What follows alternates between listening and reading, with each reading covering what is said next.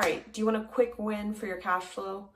I've got two things you should pull from your QuickBooks or your accounting software. Number one, days payable. What that is, you are using bills, meaning whatever you get in from your vendors is a bill, and then you're paying it later. You're going to need this report. So days payable outstanding. So what that's going to do is that's going to tell you how many days it takes you to pay on that bill. Ideally, you want to stretch that out as long as you can. I'm not saying pay late. I'm not saying don't pay your bill. But if you can work some deals out with your vendors to extend that time, maybe from 15 to 45 or to 30 or whatever that may be, or heck, if you could even get a 60-day, that'd be incredible. So you want to try to extend that as much as possible and see what you can negotiate with your vendors to extend that time period. That's number one.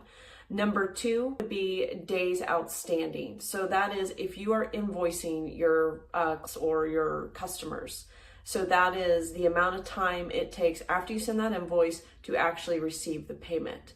So with that, it's the opposite. You want to get the money in faster. So if you can take your terms from 30 days to maybe 15, that would be ideal. Or a lot of times with clients, I see they'll have hanging payments out there from their customers that take 45, 60 days. You got to get on that and get on those customers to have them pay that bill sooner, because that's money you've already, assuming you've already earned it, and they just haven't paid on it. So you need that cash to pay your employees, to pay for whatever expenses it took to get that job done. Basically what you're doing is you're closing that cash gap, which you're getting the money in sooner, and you're extending the time on when that money needs to leave your account in your days payable. So two quick wins: shorten the gap on the days sales outstanding and lengthen the gap on the days payable. So I'm not saying be rude to your customers or don't pay your vendors, but see what you can do to negotiate. And if those customers haven't paid, then they need to pay. And if you can hold out on some of those vendors, then by all means, hold out. I was running a restaurant back in 2008. And during those times, if you could pay, you were great. So I was negotiating payments and terms out 60 to 80 to 90 days. I don't think that's possible in this day and age.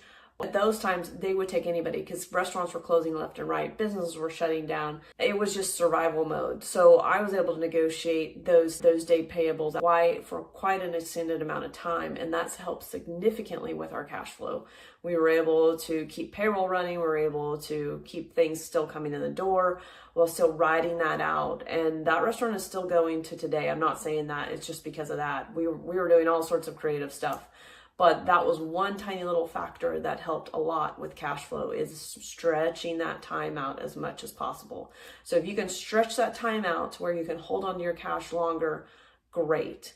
Because if you're just paying as things come in and then you're letting your customers just kind of sit and pay when they want, you don't have any cash because your money's already out the door to pay your vendors.